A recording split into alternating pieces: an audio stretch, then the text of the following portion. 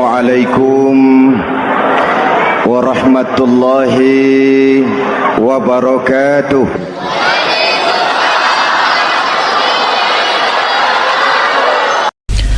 Bapak-bapak, ibu-ibu, saudara-saudara kaum muslimin rahimakumullah.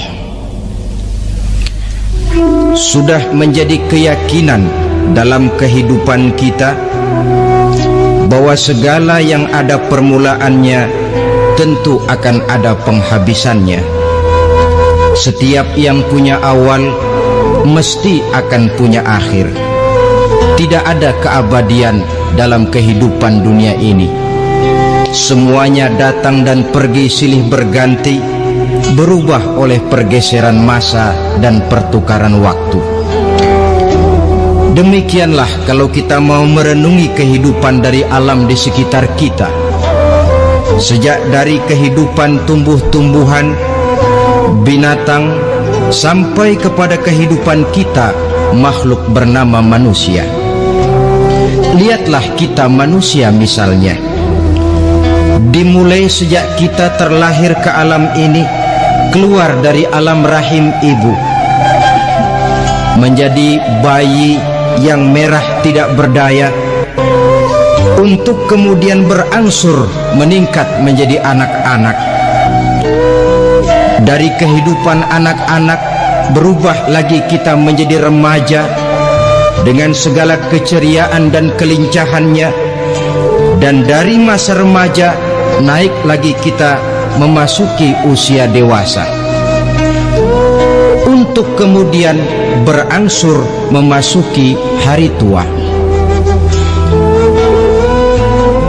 Lalu setelah kita memasuki hari tua, sehari, seminggu, sebulan, setahun, sampailah kita kepada batas waktu yang telah ditentukan oleh Allah, yang dinamakan ajal, dan bertemulah kita dengan yang disebut maut. Ini merupakan kepastian dalam kehidupan. Kalau saja kita mau merenung perubahan-perubahan yang terjadi pada diri kita, seharusnya membuat kita insaf dan sadar. Dikala remaja kita begitu lincah, punya rambut yang hitam ikal berderai, punya lesung di pipit, punya senyum yang indah menawan setiap orang yang melihat, punya kulit yang kencang dan bersih. Manakala kita memasuki hari tua, perubahan frontal pun terjadi. Kulit mulai jadi keriput, rambut yang tadinya hitam ikal berderai mulai memutih, nikmat berkurang, gigi yang tadinya utuh dan sanggup mengunyah apa saja, satu demi satu permisi meninggalkan kita. Sangat boleh jadi dikala remaja kita senyum semua orang terpikat. Dikala hari tua dengan kulit yang keriput dan gigi yang tidak ada lagi, manakala kita senyum mungkin orang bakal lari dari sekitar kita. Kemana keindahan yang tadinya begitu menawan? Kemana senyum lesung pipit yang tadinya menarik perhatian orang? Pergi meninggalkan kita, berubah oleh pergeseran masa dan pertukaran waktu. Nah, bila maut datang menjemput kita, selesailah kehidupan sampai di situ? Ternyata belum. Kalau lahir merupakan perpindahan hidup dari alam rahim ke alam dunia, maka mati hakikatnya merupakan perpindahan hidup dari alam dunia ini ke alam kehidupan yang berikutnya, yang dinamakan dengan alam barzah. Andai kata hidup cuma sekali, secara moral kita sanggup berkata, alangkah tidak adilnya Tuhan. Kenapa? Dalam kehidupan ini kan aneka ragam terjadi. Ada orang yang zolim, ada orang yang dizolimi, ada orang yang membunuh, ada orang yang terbunuh, ada orang yang kaya, ada orang yang miskin, ada orang yang jujur, ada orang yang menghalalkan segala cara, sehingga banyak ketidakadilan yang terlepas daripada pengadilan dunia. Lalu orang pun bilang, di dunia ini katanya banyak pengadilan tapi sulit keadilan. Di dunia ini mudah mencari pengadilan tapi sulit untuk mencari ketidakadilan. Andai kata hidup cuma sekali, tidak akan ada hidup sesudah hidup yang sekarang ini. Bagaimanakah nasib mereka yang lepas dari pengadilan dunia ini? Alangkah tidak adilnya Allah andai kata tidak ada kehidupan sesudah hidup yang sekarang. Tentulah akan terjadi di mana orang menghalalkan segala macam cara untuk mencapai tujuan. Yang penting kan saya kaya, yang penting kan saya punya jabatan dan kedudukan tinggi. Kalau perlu jilat atas, kalau perlu sikut kiri kanan, sikut kiri kanan, kalau perlu injak bawah, injak yang bawah. Ini prinsip daripada orang-orang komunis, dan pantas karena mereka tidak percaya kepada kiamat. Pantas karena mereka tidak percaya akan adanya kehidupan sesudah hidup yang sekarang ini. Maka saya menghimbau kepada seluruhnya, kita sudah kadung menyepakati negara ini berdasarkan Pancasila. Kita sudah kadung konsensus bahwa PKI dengan seluruh ajarannya tidak punya hak hidup di bumi Pancasila yang kita cintai ini. Maka salah satu ajaran PKI tujuan menghalalkan cara. Kita orang Indonesia yang berbudi pekerti luhur, yang punya nilai budaya tinggi, janganlah sampai mencaci PKI, membubarkan PKI, mengutuhkan PKI, tapi dalam kehidupan sehari-hari prakteknya prinsip komunis kita pakai. Apa itu? Tujuan menghalalkan cara. Asal sudah tujuan tercapai, cara apapun saja halal. Itu pandangan hidup orang yang tidak percaya kepada adanya hari akhirat. Sebagai muslim yang yakin akhirat ada, kiamat pasti akan datang. Hidup tidak cuma sekali. Maka kalau kita zalim, kalau kita berbuat aniaya, kalau kita melakukan korupsi, kalau kita merugikan orang lain, boleh jadi kita terlepas daripada pengadilan dunia. Tapi ingatlah, kita tidak akan pernah lepas dari pengadilan Allah, pengadilan Qadhi Rabbul Jalil, di mana kita akan diadili dengan seadil-adilnya, dan tidak satu perbuatan yang bersifat salah, yang bagaimanapun kecilnya, yang akan lepas dari pengadilan di akhirat itu nanti. Pantas saja kalau satu hari malaikat Jibril datang menasehati Rasulullah sallallahu alaihi wasallam, yang artinya juga menasehati kita semua. Apa kata malaikat Jibril kepada baginda Nabi? Ya Muhammad, ish ma syi'ta fa innaka mayyitun. Hai Muhammad, hiduplah semau kamu, tapi jangan lupa kamu pasti akan mati. Kalau memang dilarang tidak terlarang, dicegah tidak tercegah, kamu mau melaksanakan hidup menurut maumu sendiri, persilahkan. Hiduplah menurut mau dan gayamu, tapi jangan lupa, fa innaka mayyitun, satu saat kau pasti bakal mati. Dan mati itu bukan akhir dari segalanya, dia babak baru bagi kehidupan selanjutnya. Silahkan hidup menurut maumu, tapi jangan lupa kau pasti akan mati. Wa'mal ma syi'ta fa innaka majziyun bih. Kerjakan apa saja yang kamu mau. Kalau kau mau menghalalkan segala macam cara, persilahkan halalkan segala macam cara. Tapi jangan lupa kau akan mendapat balasan dari seluruh amal perbuatanmu. Wa ahbib ma syi'ta fa innaka mufariquhu. Dan cintailah apa saja yang mau kau cintai. Kau cintai anak istrimu, silahkan. Kau cintai harta bendamu, tafadhal. Kau cintai tanah airmu, kau cintai pangkat dan jabatanmu, persilahkan. Tapi jangan lupa, fa innaka mufariquhu, kau pasti akan berpisah dan akan meninggalkan segala yang kau cintai itu. Apa artinya ini buat kita? Ternyata sesudah maut datang menjemput kita, ada kehidupan sesudah hidup yang sekarang ini. Ini yang mendorong kita untuk dalam kehidupan di dunia ini tidak melakukan prinsip saenake dewe, semaunya sendiri saja, asal perut kenyang, asal pangkat tinggi, asal harta dapat. Masa bodoh dengan merugikan orang lain, masa bodoh dengan menipu orang lain. Iku jenenge saenake dewe. Muslim tidak diajarkan. Ingat manusia, setelah kau mati, setelah kiamat datang, kau akan dibangkitkan, kau akan dimintakan pertanggungan jawab tentang kehidupan yang sekarang ini. Saudara hadirin, oleh sebab itu kalau kita bicara soal kiamat, soal akhirat, ini memang masalah yang gaib, yang sepenuhnya tidak bisa dicernakan dengan kemampuan penalaran intelektual. Dasar di dalam membicarakan ini tidak lain adalah iman kita kepada Allah Subhanahu wa ta'ala.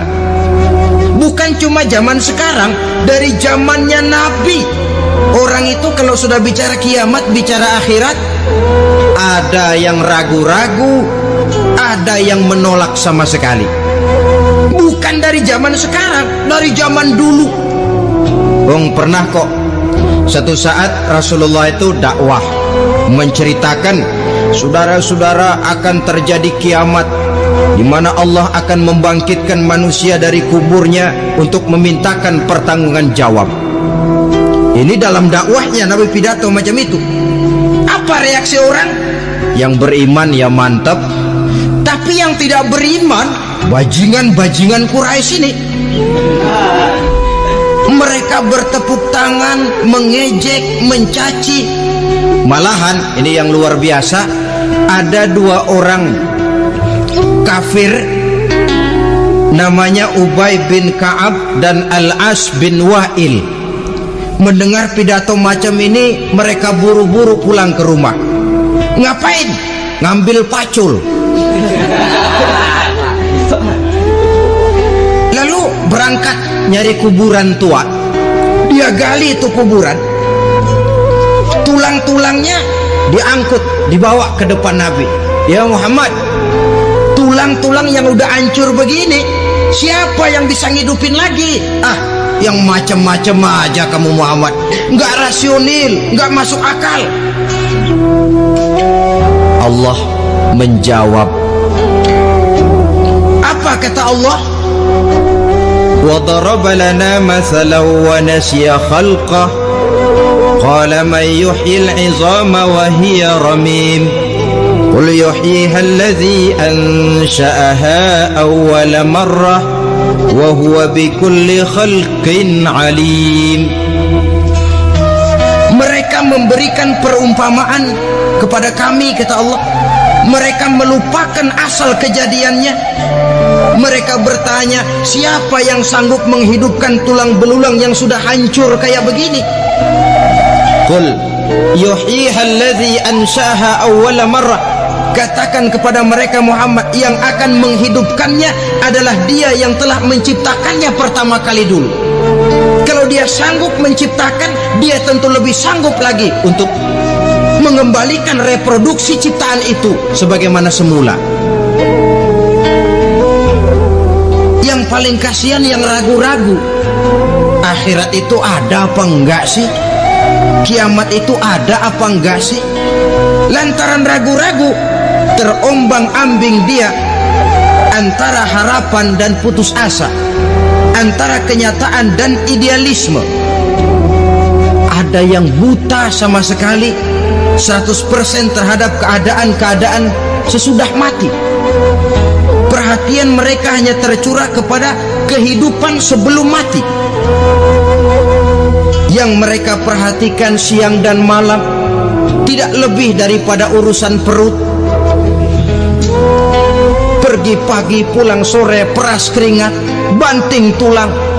Cuma soal makan, soal minum, soal pakaian, soal kendaraan, soal rumah tangga, soal anak, soal istri. Yang mereka pentingkan hanya soal-soal politik misalnya, ekonomi, pembangunan dan industri. Untuk soal-soal kayak begitu giat betul, habis seluruh waktu untuk memikirkan meningkatkan kebudayaan, politik, sosial, ekonomi.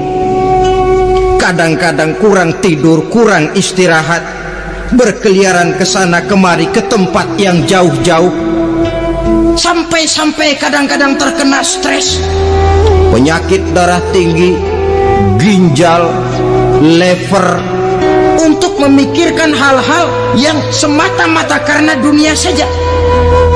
Lantas boleh jadi mereka mendapatkan kekayaan yang berlimpah ruah, mendapatkan kedudukan yang tinggi, nama yang semerbak, dikenal orang di barat dan di timur, di utara dan di selatan. Tetapi alangkah kecewanya mereka jikalau datang ajal menjemput nyawa, mati mereka, meninggalkan harta yang banyak, nama yang masyhur. Mereka disebut dengan jasa-jasanya. Radio memberitakan, TV menyiarkan, koran-koran memuat. Bahkan nama mereka kadang-kadang dikenang 2-3 tahun setelah wafatnya. Tetapi dalam pada itu roh mereka merintih, mengeluh, menderita, karena dilemparkan oleh Allah ke tempat-tempat yang kotor. Penyesalan yang sudah tidak akan ada gunanya lagi. Saudara-saudara kaum muslimin rahimakumullah, oleh karena itu kehidupan akhirat bukanlah dongeng dan takhayul, bukan khurafat dan khayalan. Kehidupan akhirat, hari kiamat adalah kebenaran dan kepastian. Dalam surah Al-Hajj ayat ke-7, Allah Subhanahu wa ta'ala menyatakan, wa anna as-sa'ata atiyatun la raiba fiha wa anna Allah yab'atsu man fil qubur. Dan bahwasanya kiamat itu sesungguhnya adalah sesuatu yang pasti dan tidak ada keraguan-raguan lagi di dalamnya, dan bahwasanya Allah sungguh-sungguh akan membangkitkan manusia dari kuburnya masing-masing. Nah, kalau kita sudah yakin kiamat sesuatu yang pasti adanya, akhirat sesuatu yang pasti adanya, dari mana pembicaraan tentang kiamat ini kita mulai? Tentu dari diri kita. Marilah kita mencoba melihat proses perjalanan hidup ini sampai kita memasuki kiamat. Hadirin, tidak ada makhluk secantik manusia. Tidak percaya? Pernah keragunan?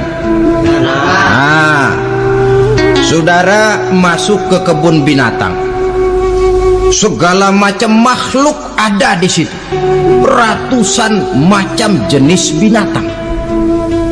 Bandingkan dengan saudara, kira-kira cakep mana?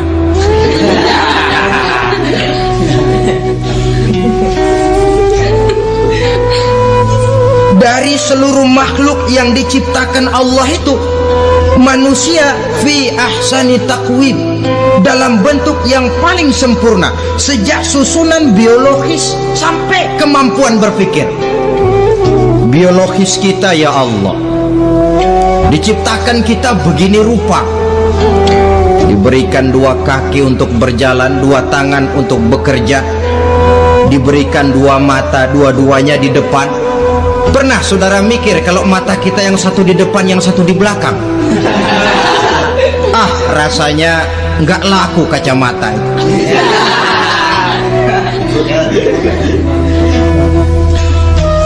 Diberikan hidung dengan 2 lubang, tahu betul Allah ke bawah lagi lubangnya.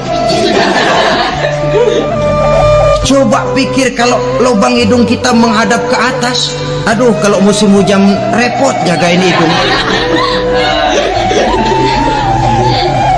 Laqad khalaqnal insana fi ahsani taqwim.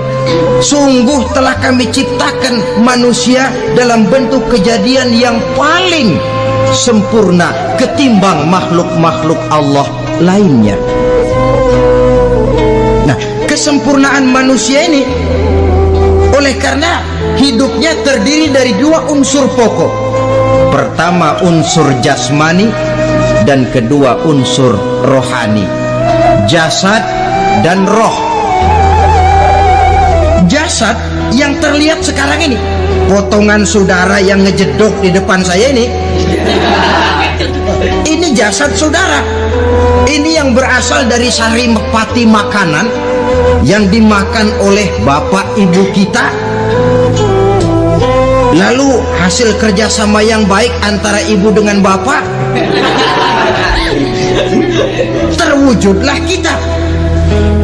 Kalimat langsungnya, jasad ini berasal dari tanah yang tadi berubah dari bayi, remaja, dewasa, meningkat hari tua. Yang berubah itu jasmani kita. Kenapa? Karena jasmani itu materi, benda, daya tahannya terbatas. Dia berubah oleh pergeseran masa dan pertukaran waktu. Apa ada orang makin tua makin cakep? Jasmani oleh karena dia materi, dia berubah oleh pergeseran masa dan pertukaran waktu.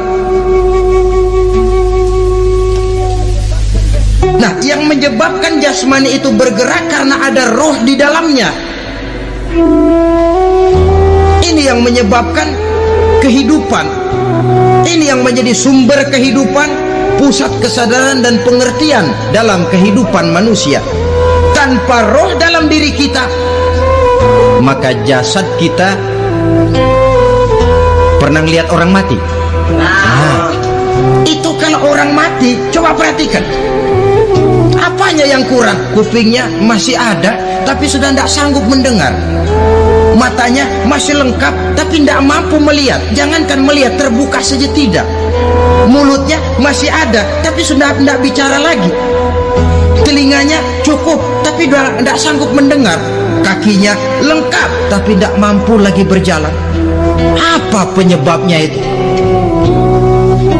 Ternyata jasmani kita, jasad ini, manakala sudah ditinggalkan oleh roh, dia tidak akan bisa berdaya apa-apa, tidak mampu berjalan, tidak pula berbuah, tidak pula bekerja apapun saja. Saudara-saudara, dua-duanya punya kebutuhan.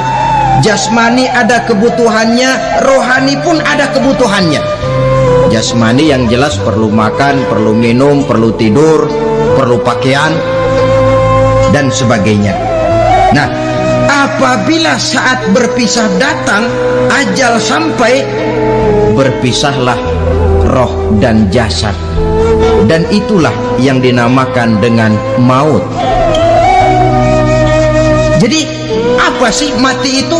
Mati adalah berpisahnya roh dengan jasad.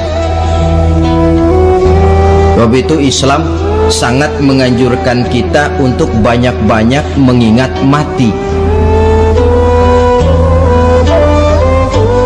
Bagaimana caranya mengingat mati?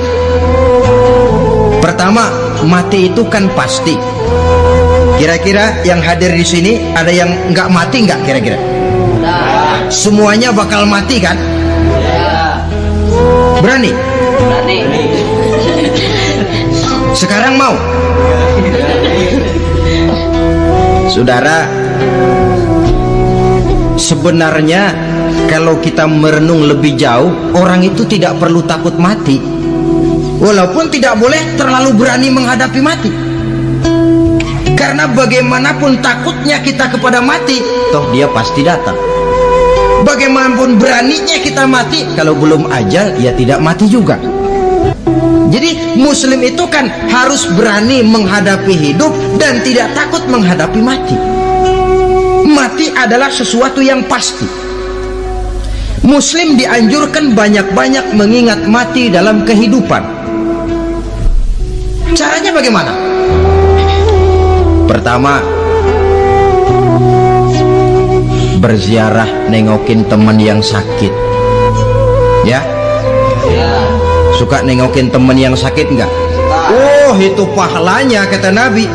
Menengok orang yang sedang sakit lebih afdol daripada sholat sunnah 1000 rakaat. Apa pernah saudara sembahyang sunnah sampai 1000 rakaat? Nengokin orang sakit pahalanya lebih afdol daripada itu. Kenapa menengoki orang sakit mengingatkan kita kepada mati? Iya ya, ini teman saya yang kemarin segar banget, bercanda sama saya, ketawa sama-sama, sekarang terbaring tidak berdaya, hilang kemampuannya, hilang keceriaannya, sakit. Iya kalau sembuh, kalau ajar. Iya sekarang giliran dia, kalau jatuh ke saya. Lalu menghibur teman dengan kata-kata yang enak, yang akan mendatangkan sugesti supaya dia cepat sembuh. Jangan nengokin orang sakit, jujur, sakit apa lo? Perut. Emang temen gua kemarin sakit begini mati nih. Wah, itu orang bisa jadi shock lantaran etika kita tidak akan sampai ke sana. Menjenguk orang sakit akan mengingatkan kita kepada mati. Apalagi ziarah kubur. Ada yang orang tuanya sudah meninggal? Nah, kalau ada, ya tidak bisa tiap hari, sekurang-kurangnya seminggu sekali, Jumat pagi misalnya, ziarah kita ke kubur. Sehingga kalau kita masuk kubur kan ada etikanya. Assalamualaikum ya ahlal kubur wa inna insyaallahu bikum lahikun. Hai penduduk kubur, keselamatan bagi kamu dan kami yang masih hidup sekarang ini insyaallah pasti bakal nyusul kamu. Iya, yang kemarin gagah benar sekarang terbaring tanpa daya. Ini unggukan kuburannya. Yang kemarin ada sekarang sudah tidak ada. Kemana dia?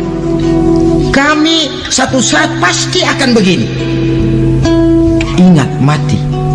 Lalu apalagi yang bisa membuat kita ingat kepada mati? Mengawal jenazah. Bukankah sangat dianjurkan oleh agama? Bahkan kalau bisa sejak mengurusnya, memandikannya, mengkafankannya, menyolatkannya untuk kemudian mengantarnya ke kubur. Hari ini saya antar dia ke kubur, besok boleh jadi saya yang diantar orang. Hari ini saya solatkan dia, besok boleh jadi saya yang disolatkan orang. Hari ini saya masukkan dia ke liang lahat, besok mungkin giliran saya dimasukkan orang ke liang lahat. Ingat mati, tumbuh kesadaran. Lalu daya positifnya dalam kehidupan apa? Nah, saudara-saudara hadirin, orang yang mengingat mati bukan lantas menjadi lemah dalam kehidupan, menjadi putus asa, sedikit semangat, terbentur kesulitan, mudah frustasi. Bukan itu tujuannya kita diperintah mengingat mati. Jelasnya Islam menganjurkan kita untuk saatnya kiamat. Nah, saudara-saudara, apa tanda-tanda hari kiamat? Kapan dia akan datang? Bagaimana hal ihwal manusia pada saat terjadi kiamat? Bagaimana alam ini? Bagaimana perhitungan di padang mahsyar? Insya Allah akan saya ungkapkan pada bagian kedua dari ceramah ini. Saudara hadirin yang saya hormati, setelah masa kebangkitan itu jangan dikira begitu bangkit langsung diperiksa. Masih menunggu menanti ribuan tahun perhitungan padang mahsyar untuk sampai kepada proses yang disebut yaumul hisab, hari perhitungan. Seorang demi seorang bakal dipanggil. Bayangkan saja, kita se-RT saja di absen, Kadang-kadang perlu waktu lama. Ini manusia sejak zaman Nabi Adam sampai datang hari kiamat, satu demi satu disidang di hadapan Qadhi Rabbul Jalil. Status sosial copot sudah waktu itu. Yang pernah jadi hartawan di situ tidak lagi kelihatan kehartawanannya. Yang pernah jadi jenderal tidak lagi dipanggil jenderalnya. Yang ustadz tidak lagi dipanggil al-mukarramnya. Seluruh status sosial selesai. Dipanggillah kita seorang demi seorang menghadap Qadhi Rabbul Jalil. Bagaimana proses penghisaban itu? Pertama, proses tanya jawab. Di antaranya ada hadis menyatakan, lan tazula qadama 'abdin yaumal qiyamah hatta yus'ala an arba'i khisalin. Besok di hari kiamat tidak akan bergeser telapak kaki seorang hamba sampai dia ditanya lebih dulu tentang 4 persoalan. Apabila datang kematian menimpa seseorang, datanglah kiamat baginya. Itu yang disebut dengan kiamat kecil. Hakikatnya mati adalah perpindahan dari kehidupan di dunia ini menuju kehidupan di alam barzakh. Menunggu kita di alam barzakh sampai datangnya saat kiamat. Entah 10 tahun, entah 100 tahun, entah 1000 tahun, hanya Allah saja yang maha tahu. Adapun orang-orang beriman yang melakukan amal kebajikan dalam kehidupan di dunia ini, masa penantian yang lama di alam barzakh buat mereka sebentar saja. Tetapi bagi orang-orang kafir yang ingkar, yang tidak beriman kepada Allah, yang hidup di dunia cuma menumpuk-numpuk dosa, tentu penantian di alam barzakh akan merupakan waktu yang sangat lama. Bukankah dalam kehidupan kita waktu itu memang relatif? Contoh misalnya, bagi pemuda-pemudi yang sedang duduk asyik memadu cinta, waktu 4-5 jam saja rasanya cuma 4-5 menit. Tenggelam oleh keasikan. Tapi buat orang yang berbaring di rumah sakit, meratap di balik-balik apa itu tembok derita kata lagu, di balik dinding-dinding penjara, sehari bagai seminggu, seminggu rasa sebulan, sebulan boleh jadi rasa setahun. Penantian yang sangat lama. Kapan kiamat itu akan datang? Ini rahasia Allah. Jangankan kita yang orang awam, baginda Nabi sendiri tidak diberitahu oleh Allah kapan kiamat itu akan terjadi. Tetapi sungguh pun demikian, banyak hadis-hadis yang menjelaskan ciri atau tanda-tanda datangnya kiamat. Nah, kalau sudah bicara soal tanda kiamat itu ada 2. Pertama yang disebut alamatus sughra, tanda-tanda kecil. Ini waktunya masih ada tenggang. Ada yang dinamakan alamatul kubra, tanda-tanda besar. Artinya kiamat sudah diambang pintu. Apa tanda-tanda kecil dari datangnya hari kiamat itu? Misalnya kata Nabi, apabila ilmu sudah diangkat oleh Allah, artinya apabila ulama sudah banyak wafat, minat orang belajar agama berkurang, lalu kebodohan nampak merajalela di mana-mana, zina dikerjakan secara terbuka, minuman-minuman keras jadi kebanggaan, itu termasuk di antara tanda-tanda kecil terjadinya hari kiamat. Apalagi misalnya iza waladatil ammatu rabbataha, apabila budak sudah melahirkan tuan. Apa maksudnya? Ada yang mentafsirkan apabila anak sudah bisa membudaki orang tuanya. Orang tua yang melahirkan dia, yang membesarkan dia, demi setelah si anak besar jadi orang berpangkat, bertitel, berharta, berkedudukan, jadilah orang tua itu budaknya. Sehingga sering dibilang kalau orang tua kaya, anak jadi raja. Tapi kalau anak yang kaya, orang tua sering jadi budak. Apalagi munculnya fitnah yang bergelombang, timbul perang antara dua bangsa yang besar, waktu berjalan terasa sangat pendek sekali. Itu merupakan tanda di antara tanda-tanda kiamat. Termasuk di dalamnya sulit membedakan mana laki, mana perempuan.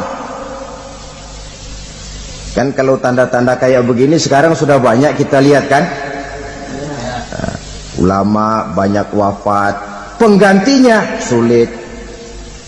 Zina dikerjakan berterang-terangan, minuman keras jadi kebanggaan,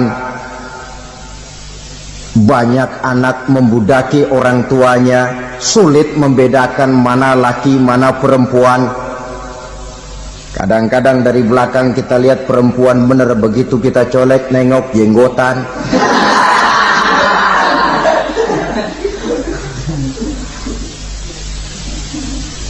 Ini termasuk tanda-tanda kecil, masih ada tenggang sampai akan terjadinya kiamat itu. Nah, yang dimaksud dengan tanda-tanda besar, ini tanda besar artinya kiamat sudah di ambang pintu. Pertama, matahari terbit dari sebelah barat. Apabila matahari sudah terbit dari arah sebelah barat, tertutuplah sudah pintu taubat. Bersabda Nabi kita, la taqumus sa'atu hatta tatlu'a syamsu min maghribiha.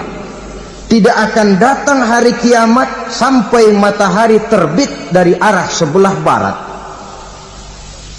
Fa iza tala'at, manakala matahari telah terbit dari arah sebelah barat, wara'ahan nasu, manusia banyak menyaksikan itu, amanu ajma'un, mereka pun lalu beriman. Yang tadinya kafir, yang tadinya ingkar, yang tadinya membangkang, setelah melihat matahari terbit dari sebelah barat, buru-buru beriman, berlomba-lomba mengucap dua kalimat syahadat. Tapi apa yang terjadi? Kata Nabi, wadzalika hina la yanfa'u nafsan imanuha lam takun amanat min qabl. Hari itu adalah hari yang iman sudah tidak berguna lagi bagi seseorang apabila sebelumnya memang dia tidak pernah beriman. Au kasabat fi imaniha khaira, atau beriman tetapi tidak pernah melakukan kebajikan di dalam keimanannya itu. Hari yang sudah kasib, hari yang sudah terlambat, beriman tidak akan ada gunanya lagi. Ini pelajaran buat kita. Sebelum sang surya terbit dari sebelah barat, sebelum nafas sampai di tenggorokan, artinya pintu taubat masih terbuka. Kalau dua hal itu sudah terwujud, nafas sudah sampai di kerongkongan atau matahari sudah terbit dari arah sebelah barat, tertutuplah sudah pintu taubat. Tak ada lagi gunanya pangkat, jabatan, harta, bahkan beriman pun dalam suasana macam itu too late, kata orang Kulon. Sudah terlambat. Matahari terbit dari arah sebelah barat, itu tanda besar, artinya kiamat sudah di ambang pintu. Lalu apalagi tanda besar? Munculnya Dajjal. Dajjal artinya pendusta-pendusta yang menyesatkan manusia. Ada dua macam Dajjal, saudara. Ada Dajjal kecil, Ini dajjal-dajjal kelas teri. Kalau ini sejak zaman Rasulullah sudah ada itu. Tiap zaman ada. Di zaman Rasulullah misalnya ada yang bernama Aswad al-Unsi dari Yaman. Ada yang namanya Musailamah al-Kazzab dari Yamama. Ada yang namanya Ibnu Sayyad dari Madinah. Ini dajjal-dajjal di zaman Rasul. Musailamatul Kazzab memproklamirkan diri jadi nabi dia. Di zaman Rasul masih hidup. Ini dajjal zaman Nabi. Di zaman sahabat muncul dajjal-dajjal. Di zaman kita sekarang ini dajjal-dajjal pun gentayangan. Dajjal-dajjal kelas teri. Kerjanya mendustakan manusia, menyesatkan manusia, memalingkan manusia dari jalan yang benar dan diridhoi oleh Allah Subhanahu wa taala. Adapun yang merupakan tanda besar dari datangnya kiamat, dajjal-dajjal kelas kakap. Pembohong-pembohong besar yang menyesatkan masyarakat manusia berpaling dari jalan Allah mengikuti jalan mereka. Apa sih ciri dajjal itu? Kata Nabi dalam hadis Bukhari Muslim, "Innad dajjala", sesungguhnya yang namanya dajjal itu yakhruju, satu saat akan muncul mendekati hari kiamat. Wa inna ma'ahu ma'an, si dajjal ini membawa air. Wa naran, dan juga membawa api. Dua simbol. Di tangan yang satu dia bawa air, di tangan yang satu dia bawa api. Wa ammal ladzi yarahu an-nasu ma'an fanarun, adapun yang orang banyak lihat air, hakikatnya adalah api. Yang dilihat api, hakikatnya adalah air. Oleh sebab itu, kalau api yang ditawarkan, ambillah air. Kalau air yang ditawarkan, pilihlah api. Maksudnya apa ini? Ini bahasa simbol, saudara-saudara. Dajjal bicaranya seolah-olah untuk kepentingan manusia, menawarkan surga. Surga yang dia tawarkan hakikatnya neraka. Hai manusia, kalau kau mau bahagia, jangan dekat-dekat dengan agama. Solat itu tidak efektif dan efisien, tidak produktif dari segi ekonomi itu. Menghadiri majelis taklim cuma buang-buang waktu. Tahajud, tasbih, tahlil, baca Quran, apa itu? Pekerjaan mubazir saja. Hidup ini cuma sekali, masa yang cuma sekali, manfaatkan dengan sebaik-baiknya. Mumpung, dibawanya sifat mumpung, tetapi dalam pengertian yang sangat negatif. Bicaranya seolah-olah untuk kepentingan manusia, tetapi sebenarnya menjerumuskan manusia. Menawarkan air, tapi sebenarnya api. Menawarkan api, tapi hakikatnya air. Buat apa kamu sholat? Buat apa kamu bayar zakat? Buat apa kamu puasa? Surga yang dicanangkan Dajjal, hakikatnya neraka. Neraka yang digambarkan Dajjal, pada dasarnya adalah surga. Jadi memutarbalikan fakta itu kerjaan Dajjal. Yang hak jadi batil, yang batil dibilang hak, yang benar jadi salah, yang salah malah jadi benar. Tuntunan disuruh jadi tontonan, tontonan malah menjadi tuntunan. Itu pekerjaan Dajjal profesinya. Zamannya Nabi Adam, Dajjalnya kan iblis. Betul? Betul. Apa sih gang kerayuan iblis itu? Allah setelah menciptakan Nabi Adam kan bilang, Adam, kau dan istrimu Hawa tinggal di surga ini.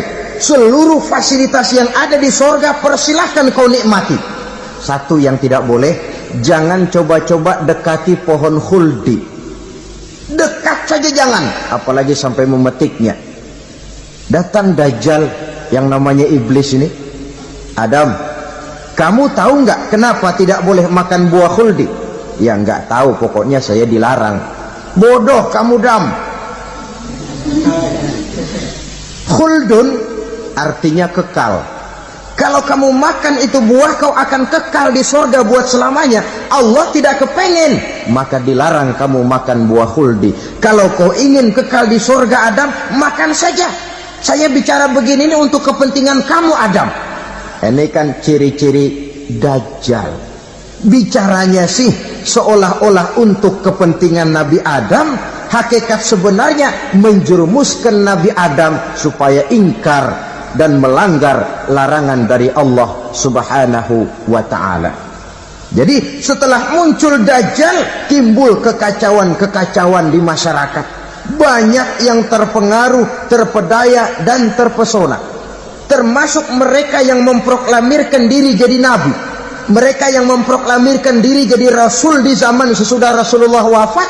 Itu adalah Dajjal.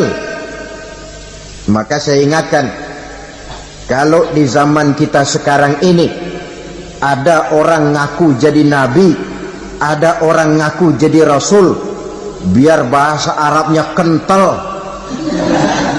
Quran hafal, hadis ribuan hadis hafal, biar pakai serban sampai menyengser ke tanah, bahasa Arabnya fasih, tapi dia mengaku jadi nabi, jadi rasul, kita umat Islam wajib tidak percaya.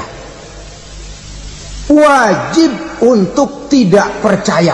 Itulah Dajjal zaman kita sekarang ini. Tidak mustahil mereka datang mempengaruhi orang-orang awam supaya berpaling dari Rasulullah, mengikuti mereka. Nah, di akhir zaman nanti, mendekati hari kiamat, Dajjal ini muncul, Dajjal kelas kakap, menyesatkan masyarakat manusia untuk berpaling dari Islam, mengikuti seruan mereka. Apalagi di antara datangnya kiamat itu, tanda yang besar itu, turunnya Nabiullah Isa Al-Masih, putra Maryam. Menurut berbagai hadis yang sahih, Nabi Isa Al-Masih nanti akan turun lagi, tidak membawa risalah yang baru, tapi meluruskan risalah Islam ini yang telah banyak ditinggalkan oleh masyarakat. Bahkan ada hadis menjelaskan beliau akan membunuh Nabi, mematahkan kayu-kayu salib, lalu melaksanakan haji dan umrah mengikuti syariat Nabi Muhammad, bukan membawa agama baru. Menjadi semacam mujaddid, reformer, menyelamatkan manusia dari bisikan Dajjal. Bahkan ada riwayat yang menjelaskan bahwa Nabi Isa berhasil mengalahkan Dajjal, mengembalikan masyarakat manusia kembali kepada ajaran Islam yang datang dari Allah, dibawa oleh Rasulullah Sallallahu Alaihi Wasallam. Dengan kata lain, turunnya Nabi Isa bukan sebagai Nabi dan Rasul baru, tetapi mengikuti syariat Nabi kita Muhammad Sallallahu Alaihi Wasallam. Saudara hadirin, ibu-ibu hadirat yang saya hormati, kemudian apalagi di antara tanda-tanda besar akan datangnya kiamat itu? Keluarnya asap atau awan. Kata Nabi, inna min asrati sa'ah dukhanan yamla'u ma bainal masyriqi wal maghrib. Di antara tanda-tanda kiamat, munculnya awan atau asap yang memenuhi antara langit dan bumi. Ini pun diperkuat dalam surah Ad-Dukhan ayat 10. Fartaqib yauma ta'ti as-sama' bidukhanin mubin fayughshan nas hadza azabun alim. Bagi orang-orang yang beriman, mereka biasa-biasa saja. Tapi bagi orang kufur, datangnya asap dan awan ini merupakan azab yang kelewat pedih. Barangkali sedikit mendekati gambaran tentang azab yang pedih ini, saya ingatkan alam pikiran kita kepada peristiwa yang belum lama terjadi. Pernah dengar berita bocornya reaktor nuklir di Chernobyl, Uni Soviet? Pernah dengar? bocornya reaktor nuklir di Chernobyl yang mengakibatkan ratusan bahkan sangat mungkin ribuan nyawa. Cuma satu reaktor.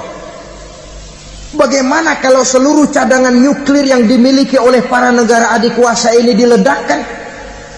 Bahkan yang konon menurut catatan, cadangan nuklir yang dimiliki bersama oleh Amerika dan Rusia sekarang ini sudah sanggup memusnahkan 6 miliar manusia.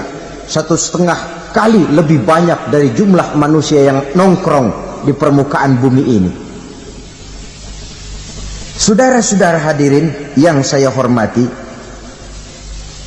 lalu saat mendekati hari kiamat, apalagi tandanya setelah Nabi Isa wafat pada saat turunnya yang kedua kali,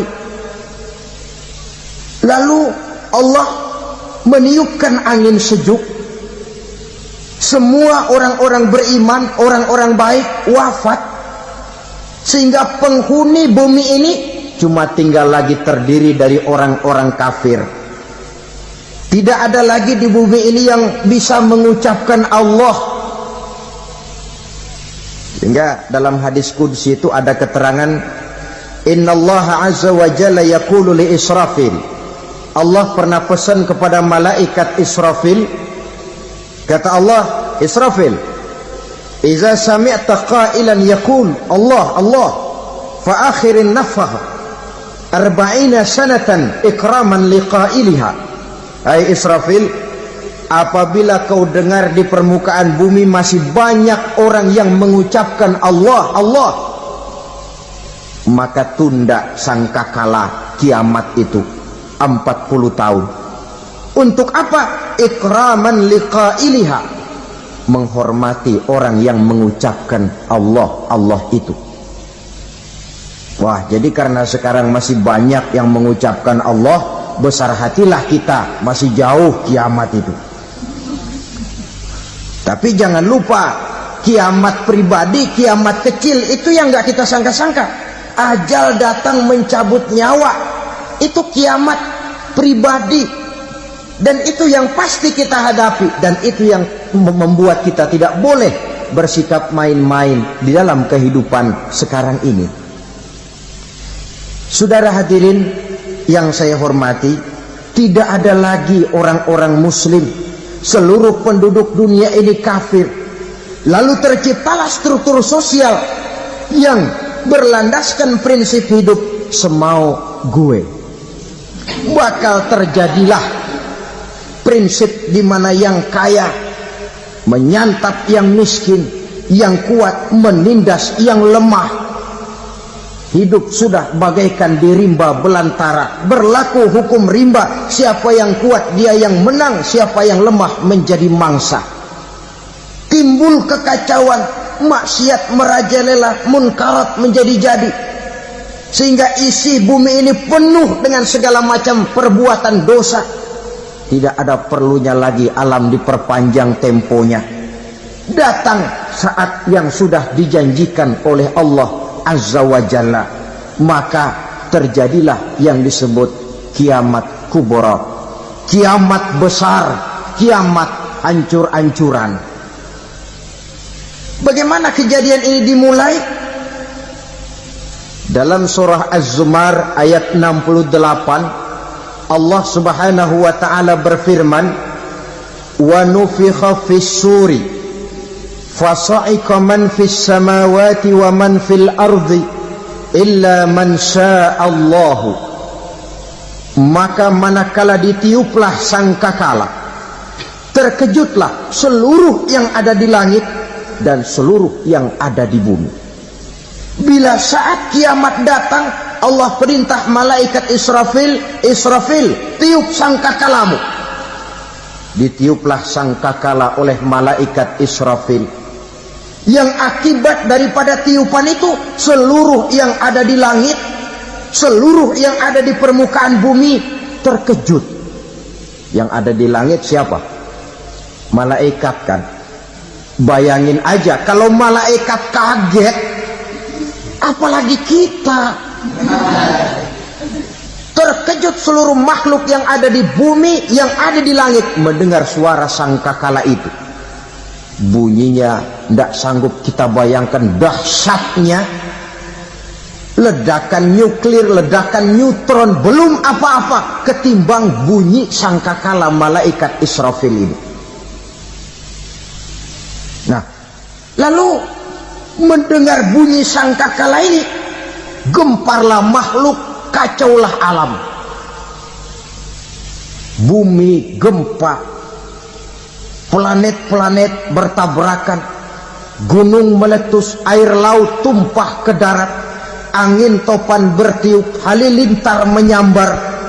Lalu semua yang bernama hidup mati total. Mati bareng tanpa persiapan. La haula wala quwata illa billah. Saya kadang-kadang dalam tafakur bermohon, ya Allah, mudah-mudahan saya enggak nemuin kiamat beneran. Ngeri. Tidak bisa kita bayangkan macam apa suasana seperti itu. Allah saja banyak memberikan gambaran, misalnya Al-Qari'ah, wa mal qari'ah, wa ma adraka mal qari'ah. Kejadian yang menggemparkan. Tahukah kamu apa kejadian yang menggemparkan itu? Yauma yakunun nasu kal farasil mabsus wa takunul jibalu kal ihnil manfus.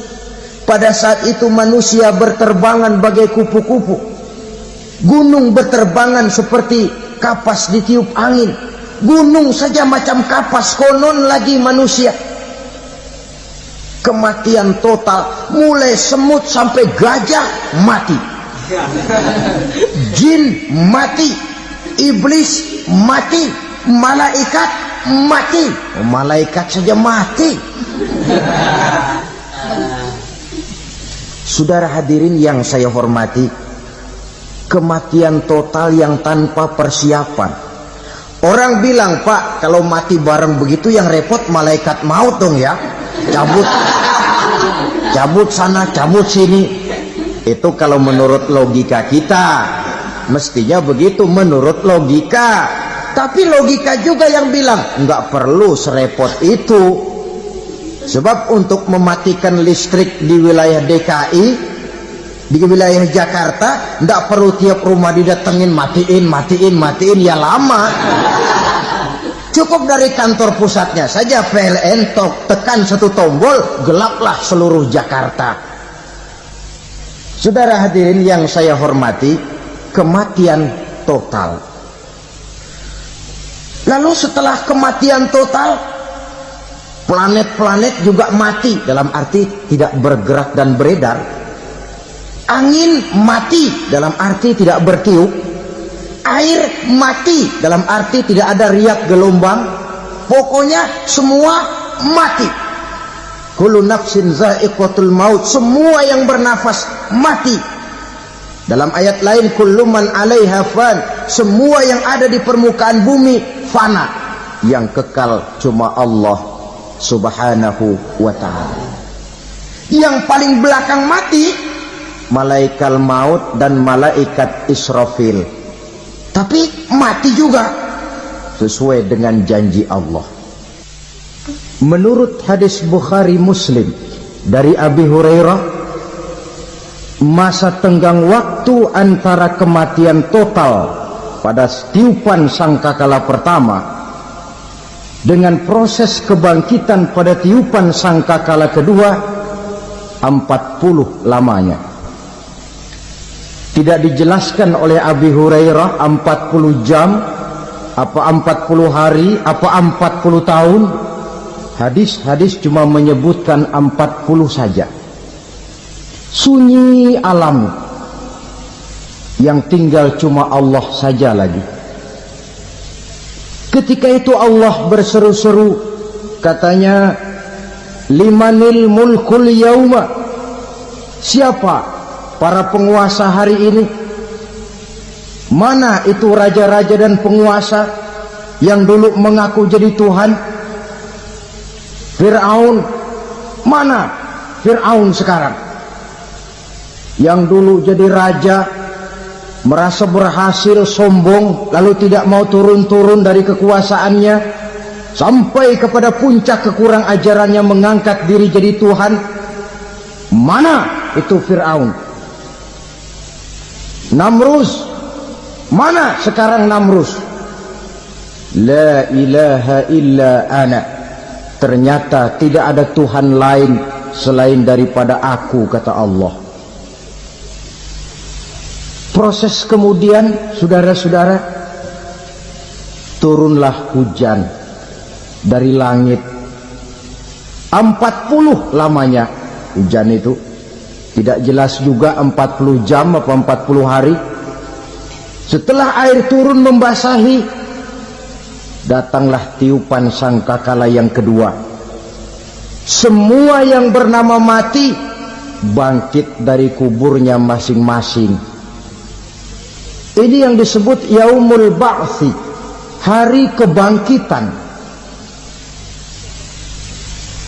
Allahu Akbar. Pada saat kita bangkit dari kubur kita masing-masing, kumpul di padang mahsyar namanya.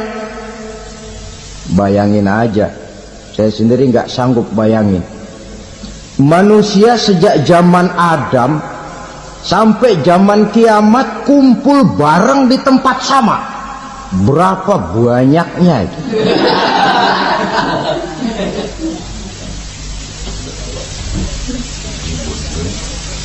Dan yang luar biasa, menurut satu riwayat, pada saat bangkit itu, Masya Allah, roman muka kita berubah, disesuaikan dengan amalan kita waktu di dunia ini. Barang siapa yang waktu di dunia amalannya itu amalan tikus, di akhirat nanti dia bangkit dari kubur, mukanya seperti muka tikus.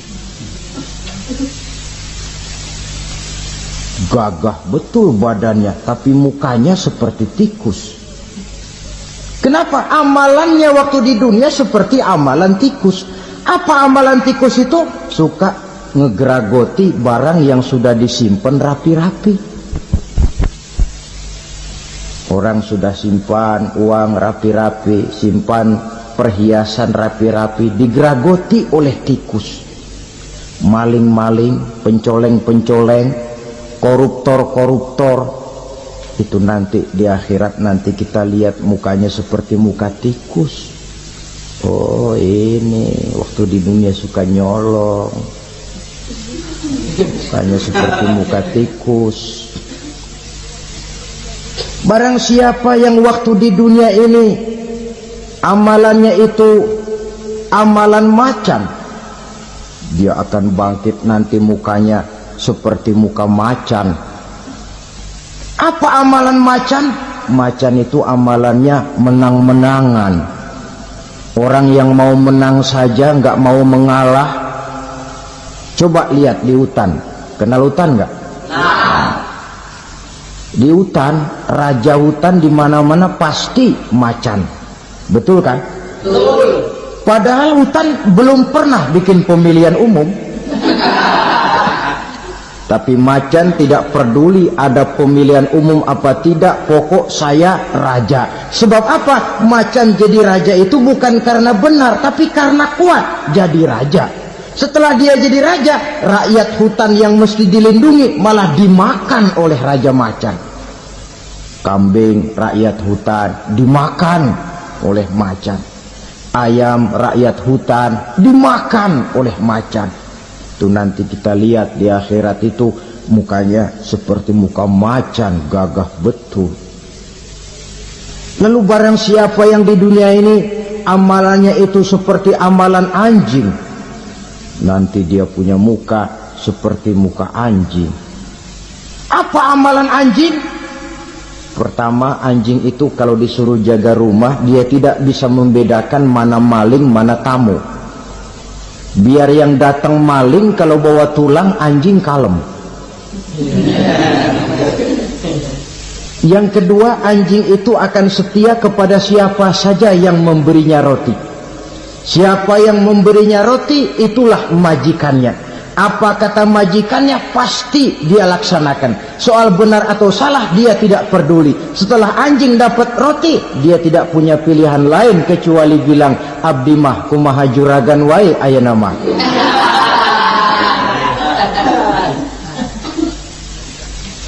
Saudara hadirin yang saya hormati,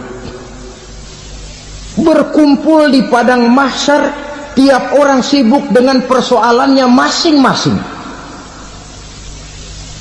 Matahari waktu itu didekatkan oleh Allah, panas luar biasa. Ada yang saking panasnya itu mencucurkan peluh keringat sampai sebatas mata kakinya. Ada yang keringatnya sampai sedengkulnya, ada yang keringatnya sampai sepusatnya, ada yang keringatnya mengalir sampai sebahunya, ada yang kelelap oleh keringatnya sendiri, sementara orang di sampingnya nggak apa-apa. Bergantung lagi amalan dia waktu di dunia ini. Saudara-saudara, sebagian orang dalam kepanikan padang mahsyar berombong-rombong datang mereka menghadap Nabi Adam. Ya Adam, anta abal bashar. Hai Adam, Tuhan adalah bapak moyang manusia. Kami sebentar lagi akan disidang, dimintakan pertanggungan jawab. Tolonglah kami, hai Adam. Kata Nabi Adam, jangankan nolongin sampean, saya sendiri tanggung jawab di hadapan Allah. Ketika dulu tidak boleh makan khuldi, saya serobot. Sudahlah, urus diri masing-masing saja, nafsi. Begitu kata Nabi Nuh, begitu kata Nabi Ibrahim. Tiap orang bertanggung jawab sendiri-sendiri. Ketika itulah saudara-saudara, nikmatnya menjadi umat Nabi besar Muhammad sallallahu alaihi wasallam. Sebab apa?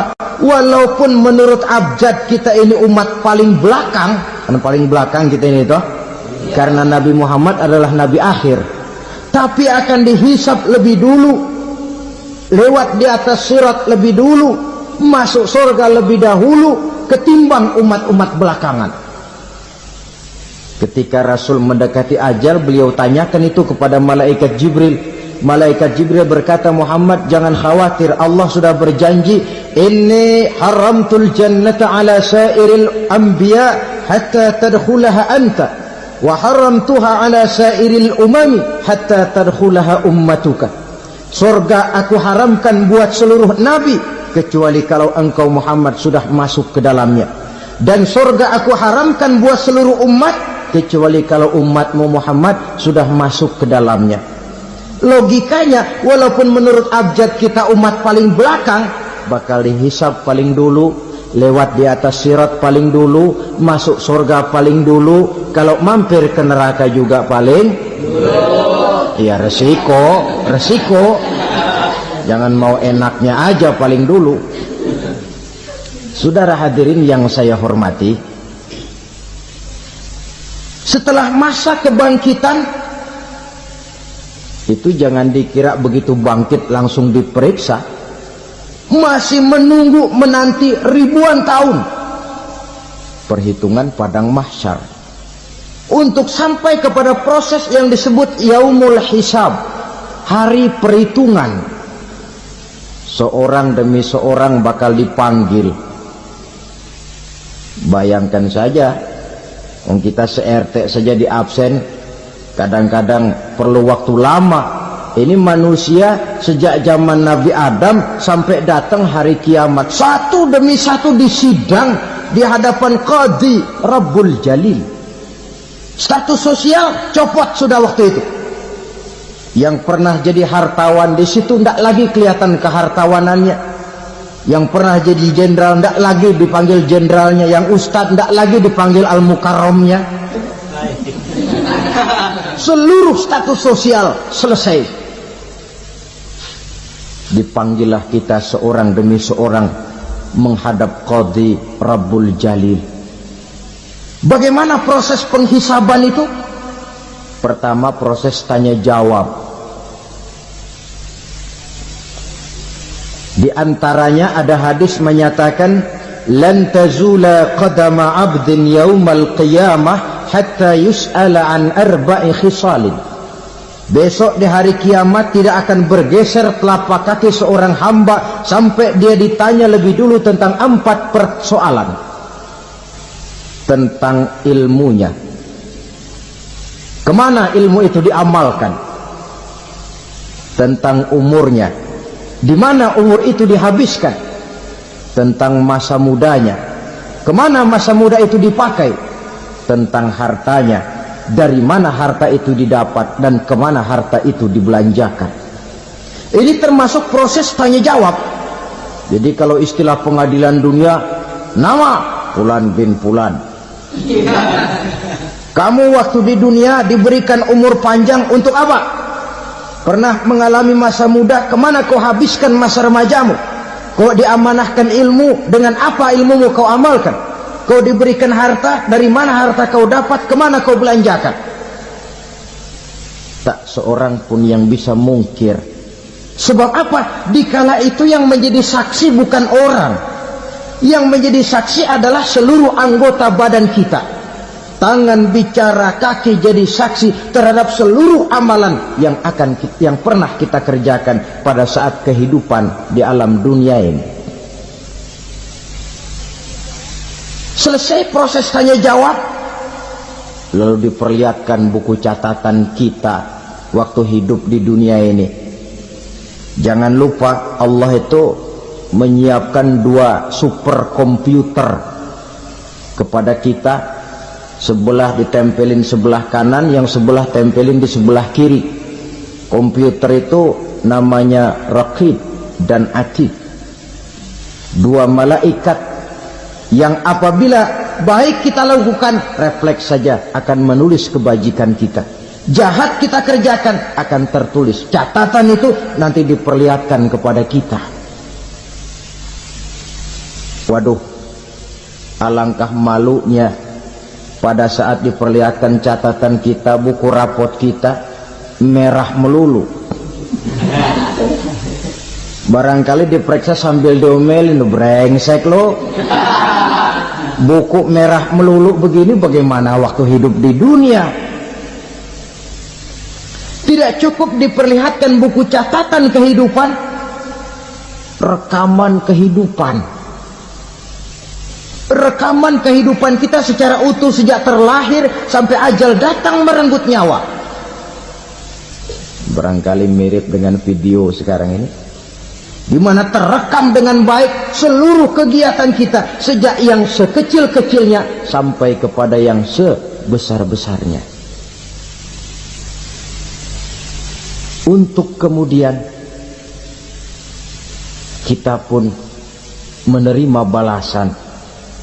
In khairan fa khairun wa in syarran fa syarrun. Kalau baik ya baik balasannya, kalau jahat ya jahat juga balasannya. Catatan-catatan kita diberikan. Kalau banyak kebajikannya diberikan di tangan kanan dengan cara yang halus. Kalau banyak kejahatannya diberikan dari sebelah kiri atau dilempar dari belakang. Itulah sebabnya sejak di dunia ini kita sudah mohon kepada Allah. Ketika berwudu membasuh tangan kanan, apa kita bilang? Allahumma a'tini kitabi biyamini wa hasibni hisaban yasira. Ya Allah, berikan saya kitab di tangan kanan, dan kalau saya memang perlu dihisap, hisaplah saya yang seringan-ringannya. Tangan kiri berlindung kita kepada Allah, jangan sampai diberikan kitab di tangan kiri atau dari arah sebelah belakang. Wa a'udzubika an tu'tiya kitabi bishimali aw min wara'i zuhri, dari arah sebelah belakang. Na'udzubillah min dzalik. Setelah selesai lewat proses penghisaban, lewat mizan, timbangan, maka yang sudah selesai dihisab itu bergeraklah menuju sirat, jembatan yang terbentang menuju surga melalui neraka. Saudara-saudara, panjangnya perjalanan sirat itu memakan waktu ratusan tahun. Tetapi orang yang lewat di atas sirat pun macam-macam, bergantung amalannya ketika di dunia ini. Ada yang lewat di atas sirat itu kalbarkil khatib, seperti kilat yang menyambar, lep, sudah sampai dia di surga. Cepat bukan main. Ada yang lewat di atas sirat itu seperti orang lari-lari. Ada yang lewat di atas sirat itu seperti orang jalan biasa. Ada yang sambil merangkak, ada yang sambil ngesor, ada yang sambil gelayutan, ada yang selamat sampai ke ujung ke surga, ada yang tergelincir jatuh masuk ke dalam neraka, bergantung amalannya dalam kehidupan di dunia sekarang ini. Tiap kita akan melewati yang namanya sirat ini. Saudara-saudara kaum muslimin yang saya hormati, dengan demikian mereka yang selamat melalui sirat sampai ke terminal akhir surga, mereka yang ketika dihisab ternyata banyak kejahatannya daripada kebaikannya, mereka singgah di dalam neraka. Nah, adapun orang-orang yang beriman menurut ayat Quran dan hadis Nabi itu nanti ada bermacam-macam. Ada orang beriman itu yang dimasukkan surga. Ada orang beriman itu yang dimasukkan ke dalam surga. Ada orang beriman itu yang disebut penduduk surga. Kenapa lain-lain, Pak? Karena waktu di dunia amalannya juga lain-lain. Ada orang beriman yang masuk surga. Ini paling murah tiketnya. Mau masuk surga? Kata Nabi begini, ma min abdin qala la ilaha illallah thumma mata ala dhalik illa dakhalal jannah. Kalau seorang hamba sudah mengucap dua kalimat syahadat, dia yakin dengan kebenaran kalimat itu sampai matinya, orang itu akan masuk surga. Abi Dzar yang waktu itu diajak bicara heran, ya Rasul kok gampang betul? Iya, walaupun orang itu mencuri, iya, walaupun orang itu berzina, iya. Biar dia mencuri, biar dia berzina, kalau dia sudah mengucap dua kalimat syahadat, dia yakin dengan kebenaran kalimat itu sampai matinya, itu orang akan masuk surga. Jadi masuk surga cukup dua kalimat syahadat, yakin sampai mati, masuk surga. Itu perkara masuk. Tapi kalau pertanyaannya diterusin, masuknya kapan, Pak? Nah, ini lain lagi urusannya. Sebab ada yang masuknya itu langsung, ada yang mampir dulu. Di sana tempat cuma dua, kalau tidak surga, neraka. Mau ke surga tapi mampir dulu, yang mampirnya jelas di neraka. Kenapa? Dalam hadis qudsi ada riwayat, nanti itu di akhirat, setelah Allah selesai mengatur penduduk surga masuk surga, yang neraka masuk neraka, Allah berkata kepada malaikat Malik, malaikat Malik, labaik ya Allah, itu bajingan-bajingan tengik, manusia-manusia durjana yang waktu di dunia tidak mau sujud, jauh dari ulama, gemar melakukan yang munkarat dan maksiat, hidup di tengah masyarakat selalu jadi bibit keonaran, kufur, sudah masuk neraka semua. Sudah ya Allah. Nah, kalau sudah, coba sekarang kamu masuk, Malik. Saya, iya, masuk neraka. Mau apa ya Allah? Kata Allah, akhriju minan nar man kana fi qalbihi misqala habatin min khardalin min iman. Kau masuk neraka, cari di dalam neraka orang-orang yang ada imannya walaupun kecil sebesar biji zarah, angkat mereka keluar. Masuk malaikat Malik ke neraka. Cari orang yang ada imannya, korek. Ya repot, udah pada gosong. Yang ada imannya diangkat ke atas, yang ada imannya diangkat ke atas. Lalu dimandikan di Nahrul Hayat, namanya sungai kehidupan di akhirat nanti. Cakep lagi rupanya, bersih lagi wajahnya, apel di hadapan Allah. Kata Allah, bagaimana mas? Kapok enggak sampean? Kapok ya Allah. Nah, kalau kapok, idhab fadkhulil jannah. Pergi, masuk surga sana. Berangkat mereka ke surga. Ketemu sama teman-temannya yang udah sampai lebih dulu, yang enggak pakai mampir lagi. Terjadi dialog. Kata teman-temannya yang udah pada nyampe duluan, mas, iya, emang baru sampai? Saya baru sampai. Memang mampir di mana dulu mas? Kita sudah lama sampai di surga. Saudara buka surah Al-Muddathir ayat 34-35. Ma salakakum fis saqar? Kenapa kamu mampir di neraka Saqar? Qalu lam nakum minal musallin. Mereka menjawab, kami mampir di neraka Saqar mas, gara-gara dulunya kami waktu di dunia tidak pernah sholat. Tidak pernah sholat? Tidak pernah. Kan rumahnya dekat masjid, cuma dekat doang mas. Sholat mah enggak saya.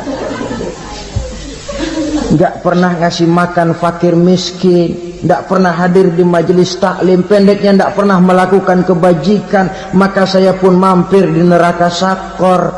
Untung betul saya punya iman mas, sedikit. Waktu hidup di dunia dulu saya pernah mengucap 2 kalimat syahadat, sekali-kalinya waktu mau kawin. Masya Allah. Untung saja kawin, kalau nggak kawin polos.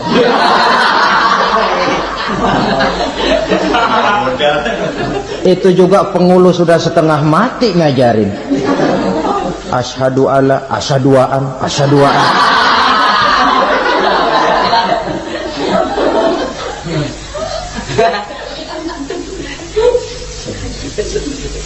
Ini namanya masuk surga, ada mampir dulu. Ada pula orang mukmin itu yang dimasukkan surga. Namanya dimasukkan kan terima beres.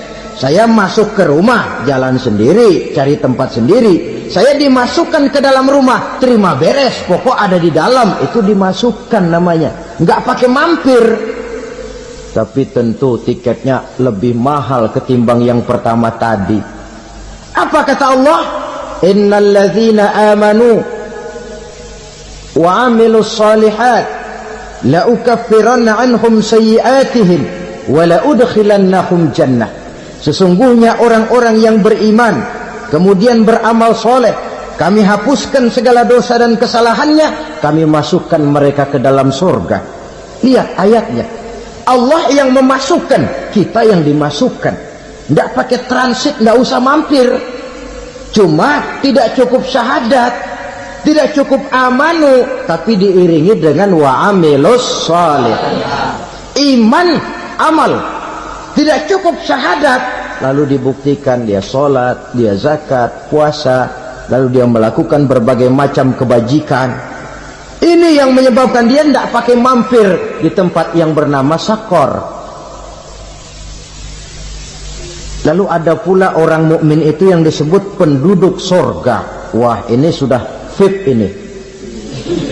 Ashabul jannah, penduduk surga. Siapa mereka? Kata Allah, innal ladzina amanu summa istaqamu fala khaufun 'alaihim wa la hum yahzanun ulaika ashabul jannah hum fiha khalidun. Sesungguhnya orang-orang yang beriman lalu istiqamah, tetap dalam melaksanakan perintah Allah, tidak goyang, tidak labil tapi stabil, istiqamah, mereka tidak takut dan tidak bersedih hati. Merekalah penduduk surga. Iman, istiqamah. Tidak punya duit, sembahyang. Banyak duit, sembahyang. Miskin, sembahyang. Kaya, tetap sembahyang. Istiqomah. Kadang orang kalau susah rajin ke masjid, banyak duitnya ngelihat masjid melengos. Itu yang dibilang waktu miskin hamba Allah, setelah kaya jadi hamba harta. Bergeser, tidak ada nilai istiqomahnya.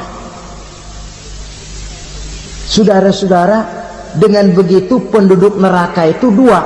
Ada penduduk permanen, ada penduduk yang semi permanen.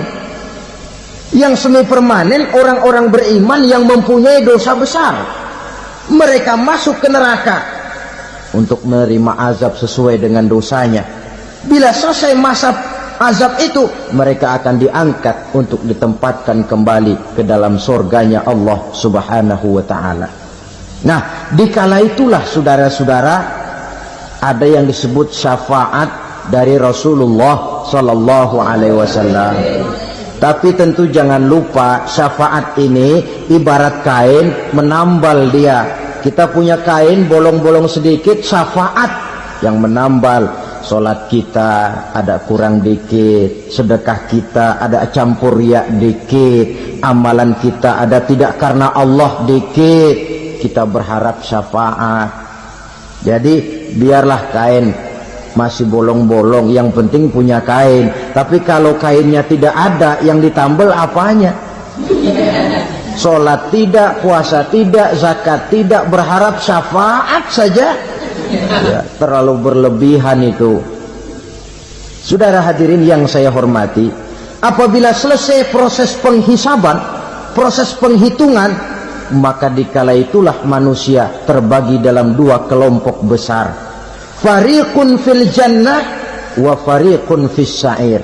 Sekelompok orang-orang beruntung yang masuk ke dalam surga, dan sekelompok lagi masuk ke dalam neraka. Akan memakan waktu untuk menceritakan sifat surga dan neraka, tapi insya Allah pada kesempatan pertemuan lain saya sampaikan. Namun sebagai gambaran umum cukuplah saya sampaikan sebuah hadis qudsi. Allah jelaskan, a'dadtu li'ibadiyas salihin ma la aynun ra'at wa la uzunun sami'at wa la khatara fi qalbil bashar. Aku sediakan buat hamba-hambaku yang soleh, yang tidak pernah terlihat oleh mata, tidak pernah terdengar oleh telinga, dan belum pernah terdetik dalam hati manusia. Jadi kenikmatan surga belum pernah dilihat mata, belum pernah didengar telinga, belum pernah terdetik dalam hati. Pedihnya azab neraka belum pernah terlihat mata, belum pernah terdengar telinga, belum pernah terdetik dalam hati. Saudara hadirin yang saya hormati, oleh karena itu sebagai uraian akhir daripada kiamat ini, marilah sama-sama kita memanfaatkan hidup dengan sebaik-baiknya, supaya jangan timbul penyesalan di hari kemudian nanti. Saudara-saudara kaum muslimin rahimakumullah, maksud utama daripada diutusnya Rasulullah Sallallahu Alaihi Wasallam ke alam ini tidak lain adalah untuk memperbaiki akhlak manusia. 14 abad yang lalu, dari sebuah kota kecil yang tidak ada dalam peta, lahir satu proyek raksasa, proyek memperbaiki akhlak manusia. Di tengah-tengah dunia pada ketika itu, Eropa masih biadab, Afrika belum dikenal orang, Asia sungguh sangat terbelakang, dan semenanjung Arabia dari berbagai aspek kehidupannya dikenal sebagai masyarakat jahiliyah. 13 tahun pertama dari perjuangan selama periode Mekah, apa yang dilakukan oleh baginda Rasul tidak lain adalah memperbaiki akhlak manusia kepada Allah Subhanahu wa ta'ala, dengan menanamkan roh, jiwa, dan semangat tauhid.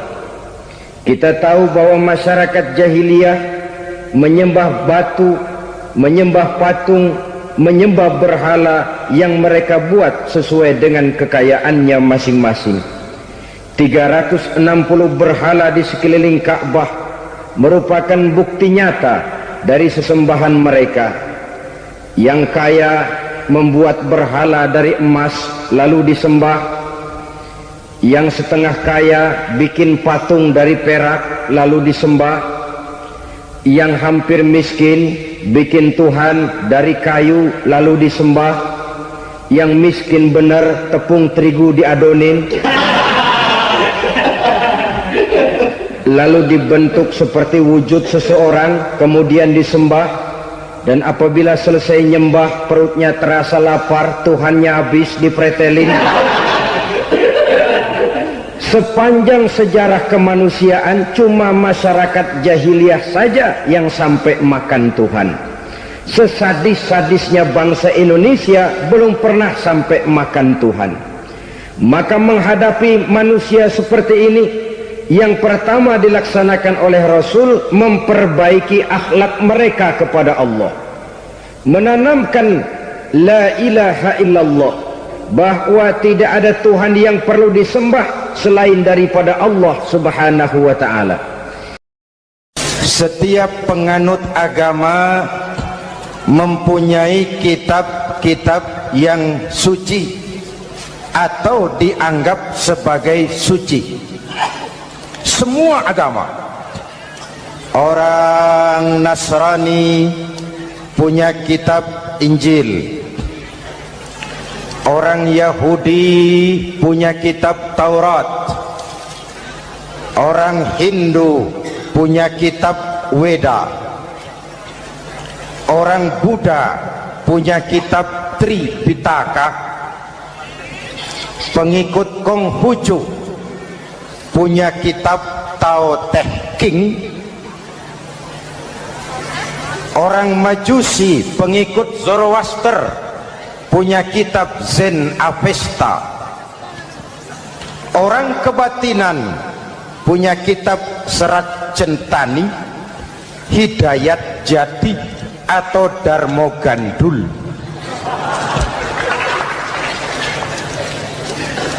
Kita umat Islam oleh Allah diberikan Al-Quran yang kita yakini sebagai kitab suci. Kunaon?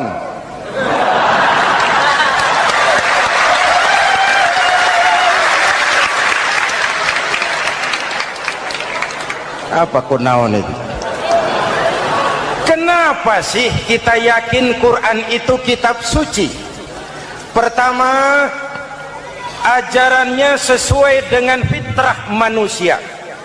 Suatu kitab dinamakan suci kalau konsep ajarannya sesuai dengan fitrah. Contoh, ini laki-laki ini seneng nggak sama perempuan? Normal. Kalau nggak seneng saya ragu-ragu.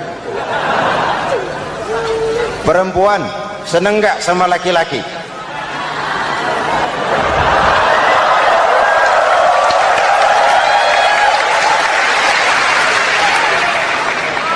Ini fitrah. Laki-laki suka perempuan, perempuan suka laki-laki. Quran memahami itu. Hai laki-laki, kau senang dengan perempuan. Hai perempuan, kau suka dengan laki-laki. Oke, lewat sini, lewat pintu yang disebut nikah. Kalau kitab suci melarang nikah, itu bertentangan dengan fitrah manusia. Maka dalam Quran, mulai dari umat sampai ulama dan segala profesi dianjurkan nikah. Kalau kiai tidak boleh nikah, saya pilih mengundurkan diri, Pak.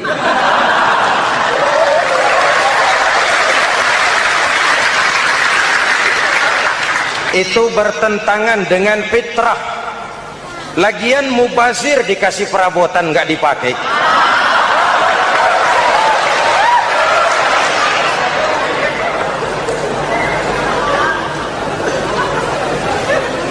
Fitrah.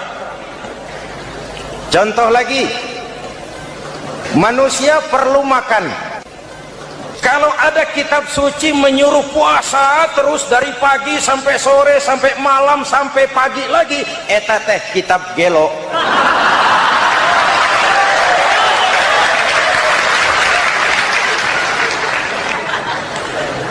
Quran sesuai dengan fitrah, puasa mulai dari imsak sampai datang waktu maghrib. Puasa ngebleng dari pagi sampai sore sampai malam merusak kesehatan. Malam berpuasa boleh bergaul dengan istri. Kenapa? Fitrah. Kalau siang tidak boleh, malam tidak boleh, sebulan penuh panas kepala.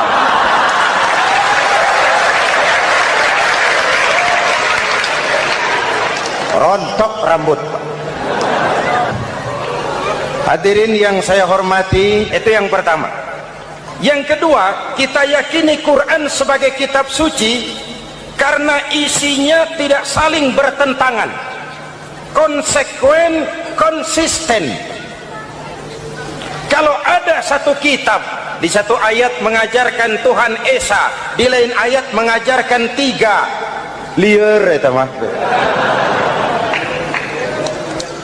Bagaimana kitab suci isinya paradoks? Bagaimana kitab suci isinya saling bertentangan? Di ayat manapun sekali Quran berkata Allah itu Esa, selamanya Esa. Isinya tidak saling bertentangan. Lalu yang ketiga, kita yakini Quran kitab suci karena dia bersih dari intervensi manusiawi.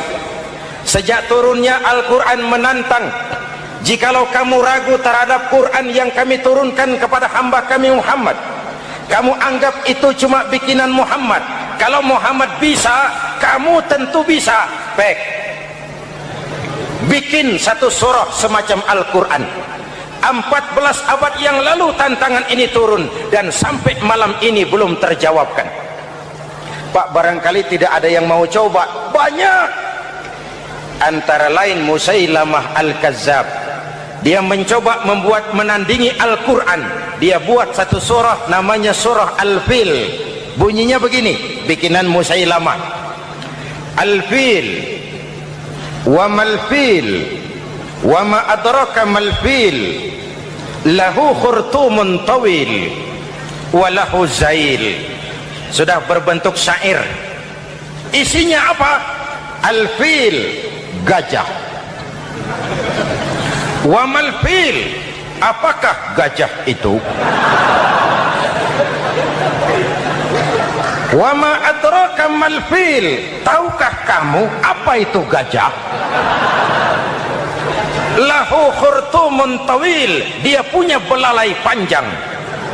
Wa lahu zail, dan dia punya ekor. Gak usah turun ayat begituan, orang tahu.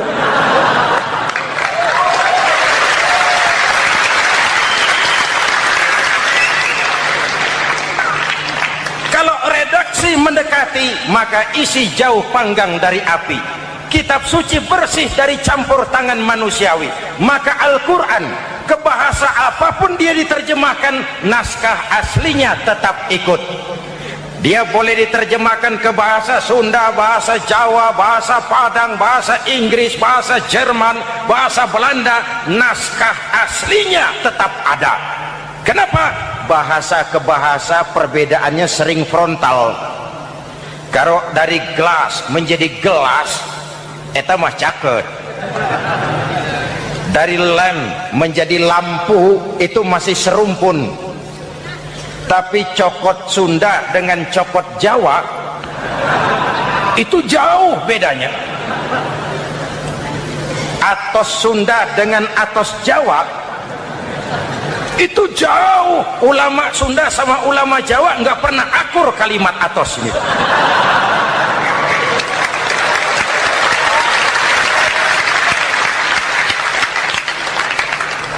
Inilah kebenaran janji Allah, inna nahnu nazzalna dzikra wa inna lahu lahafizun. Kami yang turunkan Al-Quran, kami yang akan menjaganya. Ribuan orang hafal Al-Quran. Lalu apa pesan-pesan misi utama Al-Quran? Pertama, menegakkan tauhid. Ini yang lebih dahulu. Membentuk kualitas sumber daya manusia dengan menanamkan nilai-nilai keimanan, membebaskan dari ketergantungan kepada benda. Ya ayyuhan nasu ubudu rabbakumul ladzi khalaqakum. Hai manusia, Tuhanmu yang perlu kau sembah hanyalah Tuhan yang telah menciptakan kamu. Jangan menyembah Tuhan yang tidak pernah menciptakan kamu. Mengapa kau menyembah harta padahal dirimu lebih berharga dari harta? Kenapa kau menyembah pangkat dan jabatan padahal dirimu lebih berharga dari pangkat dan jabatan?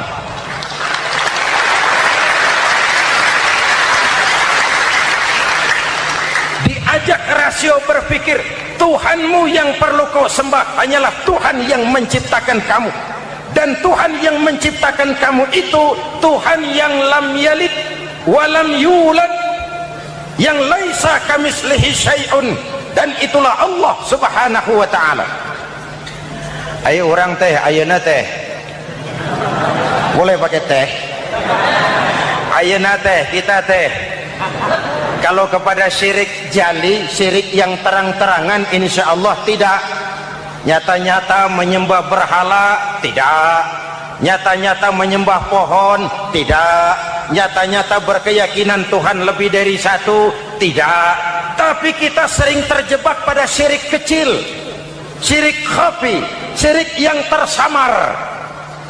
Saya sejak pakai cincin ini, jangankan anak gadis, nenek-nenek ngelihat saya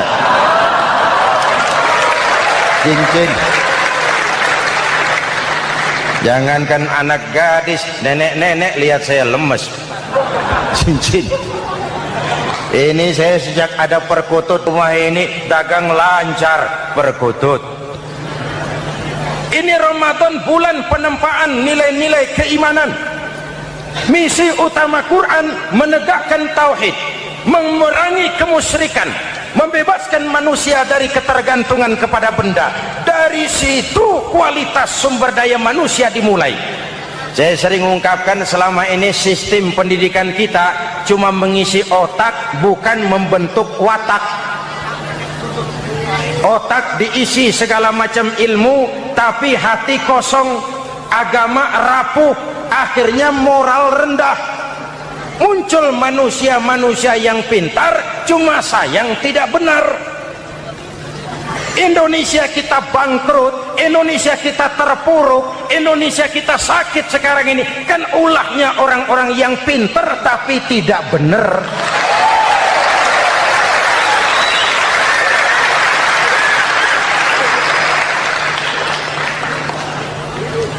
Dan kalau saya bicara kayak begini, ini bukan pidato politik, ini nurani. Politik naon kadut.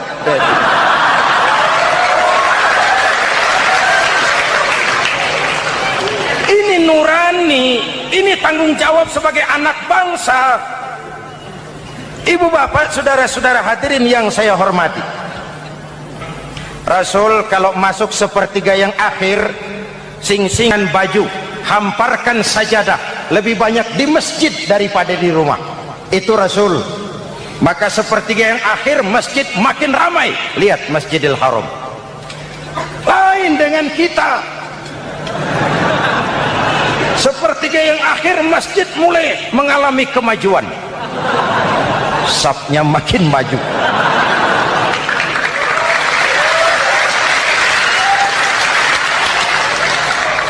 Pasar ramai, terminal beludak. Padahal sepertiga yang akhir itu puncak. Padahal di situ nilai tambah. Dan anggap ini Ramadan terakhir yang diberikan Allah kepada kita. Kenapa? Memang tidak ada jaminan tahun depan ketemu Ramadan lagi.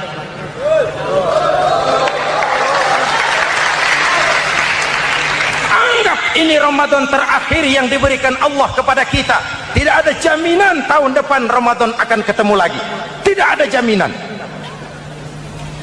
Manfaatkan pelukan pemutihan. Semua kita melakukan introspeksi. Tidak tahu kita Ramadan tahun depan nanti masih ketemu apa tidak. Sebagaimana kita tidak tahu kita masih hidup atau tidak. Hadirin yang saya hormati, misi kedua Al-Quran, persaudaraan, kebersamaan atas dasar keadilan dan kebenaran. Manusia bersuku-suku, ya. Manusia berbangsa-bangsa, memang itu diakui oleh Al-Quran. Min dzakari wa untha wa ja'alnakum syu'uban wa qabaila Kami ciptakan kamu dari laki-laki dan perempuan. Kami jadikan kamu bersuku-suku dan berbangsa-bangsa. Apa tujuannya? Agar kamu saling mengenal satu dengan yang lain.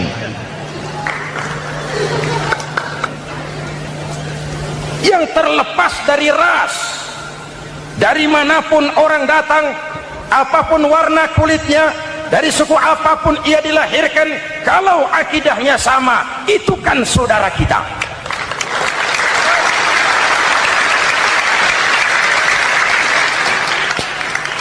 Seperti di masjid, kita tidak peduli dari mana kita datang. Yang datang dari kidul, madhab ngulon mang. Yang datang dari sebelah lor, madhab ngulon mang. Yang datang dari sebelah wetan, madhab kulon mang. Yang datang dari kulon, madhab ngulon. Bukan soal dari mana kau datang, tapi satu arah menghadapmu. Kau mau Betawi, mau Sunda, mau Jawa, mau Padang, mau Aceh, mau Batak, mau Ambon, kita satu nusa, satu bangsa, satu bahasa. Marilah kita jadi lem perekat buat lingkungan kita di saat keutuhan kita sebagai bangsa sedang dalam ujian berat. Semangat kebersamaan atas dasar keadilan. Tidak ada mayoritas menekan minoritas. Umat Islam itu kalau besar, dia mampu melindungi yang kecil. Kalau kecil, dia bisa menjaga diri. Tiap sholat Jumat, khatib berpesan pada akhir khutbah kedua, innallaha ya'muru bil adli wal ihsan. Innallaha ya'muru bil adli wal ihsan. Allah memerintahkan kamu menegakkan keadilan dengan argumen, bukan dengan sentimen. Mengajak, bukan mengejek. Merangkul, tidak untuk tujuan memukul. Kalau sebagai bangsa kita utuh, kompak dan bersatu, saya yakin kita akan bisa mengatasi kesulitan-kesulitan sekarang ini.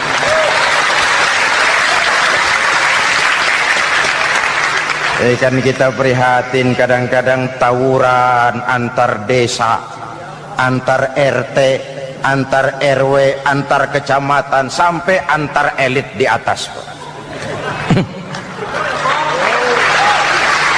Makanya saya ulang lagi pesan ini, kalau elit di atas tawuran, jadilah penonton yang baik.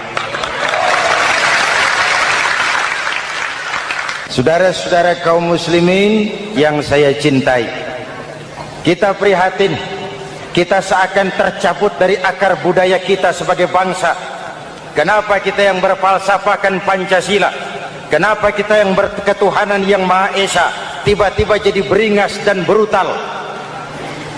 Ada maling ayam ketangkap, disiram bensin, dibakar hidup-hidup. Kok kita bisa begitu? Street justice, pengadilan jalanan mulai tegak. Iyalah kita tidak puas dengan kerja aparat kita, tapi jangan main hakim sendiri. Ini negara, bukan hutan.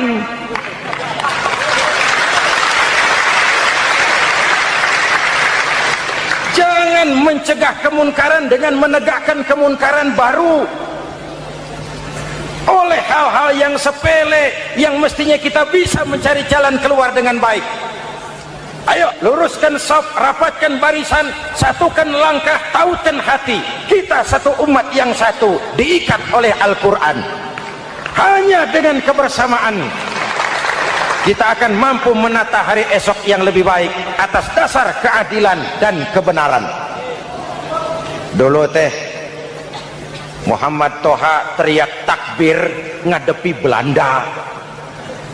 Bung Tomo teriak takbir ngadepi Belanda. Ayeuna takbir ngadepi batur sadulur salembur.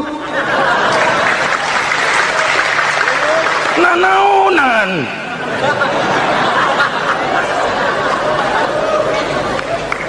Bung Tomo teriak takbir, Muhammad Toha teriak takbir, yang dihadapi jelas penjajah Belanda.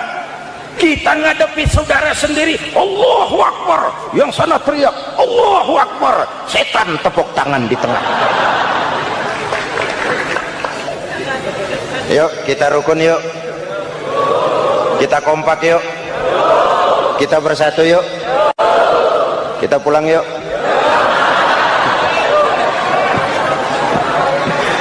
Ini misi kedua. Misi yang ketiga, Al-Quran membebaskan manusia dari gaya hidup sekuler. Quran mengingatkan, awas bung, ada hidup sesudah mati, ada akhirat sesudah dunia. Lebih untung orang yang percaya akhirat daripada yang tidak. Paling tidak hidupnya normatif. Contoh, saudara yakin akhirat ada, lalu saudara hidup baik-baik, menjauhi yang munkar, meninggalkan yang haram, saudara sujud, puasa, jihad, lalu saudara mati. Setelah mati ternyata akhirat tidak ada ruginya.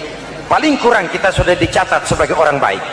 Sebaliknya, saudara tidak percaya sama akhirat, lalu hidup seenaknya, judi, mabuk, zina, nipu orang, korupsi, tenggelam dalam kemunkaran, lalu mati.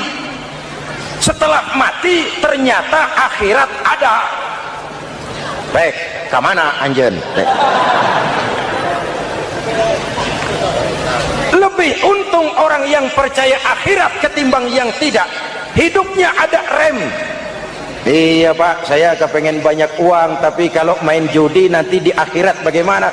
Iya, saya kepengen jadi orang kaya, tapi kalau korupsi, nipu orang, buka peternakan tuyul, nanti di akhirat bagaimana?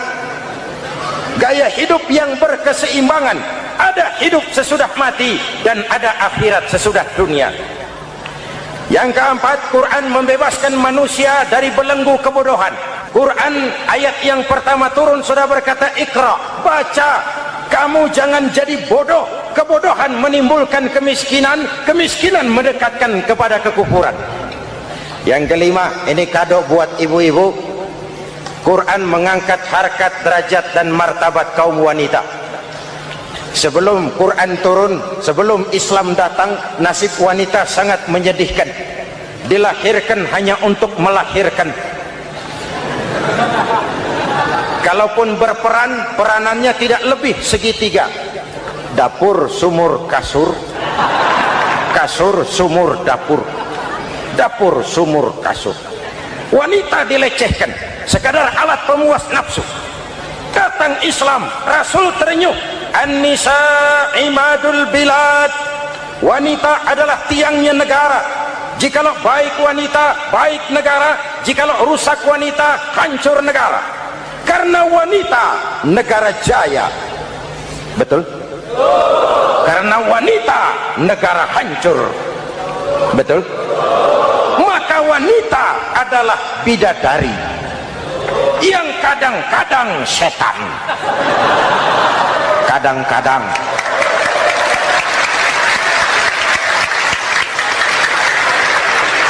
Karena yang hadir di sini bidadari semua.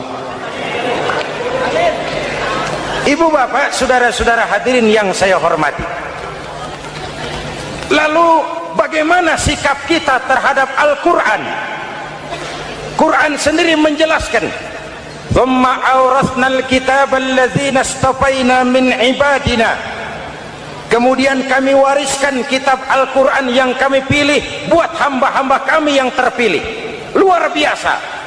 Umatnya umat pilihan, Rasulnya Rasul pilihan, kitabnya pun kitab pilihan. Kami wariskan Al-Quran kepada hamba-hamba kami yang kami pilih. Bagaimana sikap mereka setelah menerima Al-Quran? Terbagi tiga. Pertama, faminhum zalimun linafsihi. Di antara mereka ada yang setelah menerima Al-Quran lalu zalim kepada dirinya sendiri. Diterimanya Al-Quran dengan lidahnya, tapi ditolak dengan perbuatannya. Mulutnya menjunjung Al-Quran, perbuatannya menginjak Al-Quran. Quran bilang ke barat, dia pergi ke timur. Quran bilang ke selatan, dia berangkat ke utara. Quran bilang haram, dia terjang. Quran bilang halal, dia tidak mau. Orang seperti itu tidak zalim kepada Allah, tapi zalim kepada dirinya sendiri. Mudah-mudahan kita yang termasuk golongan ini. Amin. Yang kedua, wa minhum muqtasid. Di antara mereka ada yang menerima Quran 50-50. Separuh-separuh. Yang enak dilaksanakan, yang berat ditinggal.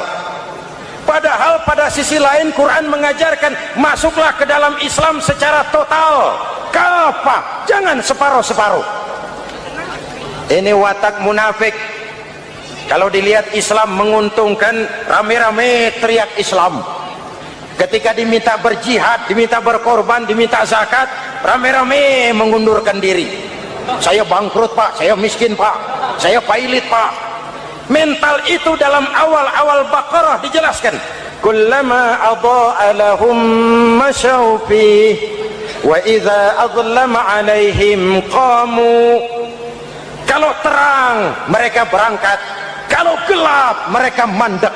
Itu ciri orang munafik beragama. Kalau Islam menguntungkan, rame-rame teriak Islam. Ketika diminta berjihad, berkorban, berjuang, rame-rame mengundurkan diri. Muqtasid. Golongan yang ketiga, ini yang ideal. Wa minhum sabiqum bil khairati biiznillah. Di antara mereka ada yang setelah menerima Al-Quran lalu berlomba-lomba mengamalkannya, berlomba-lomba melaksanakannya. Jangan sampai yang baca Quran dengan suara merdu dapat piala, yang mengamalkan Quran dengan konsekuen dapat penjara.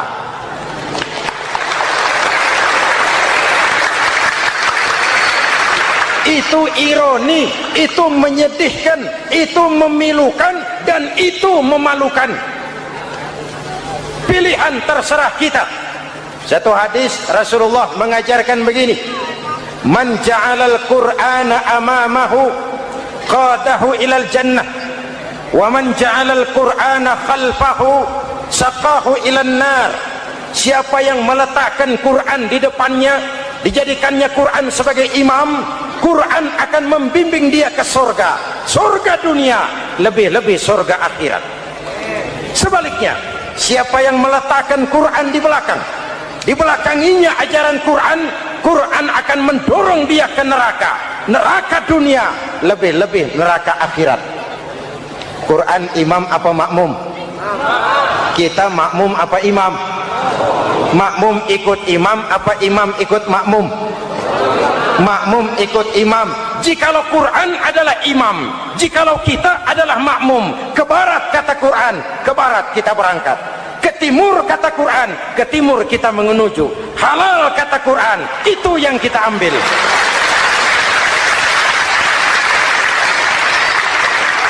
Mari kita jadikan Ramadan sebagai bulan di mana sedikit demi sedikit kita berupaya kembali menjadi generasi yang Qurani. Rasulullah pernah ditanya, kalau Tuhan wafat ya Rasul, kemana kami minta nasihat?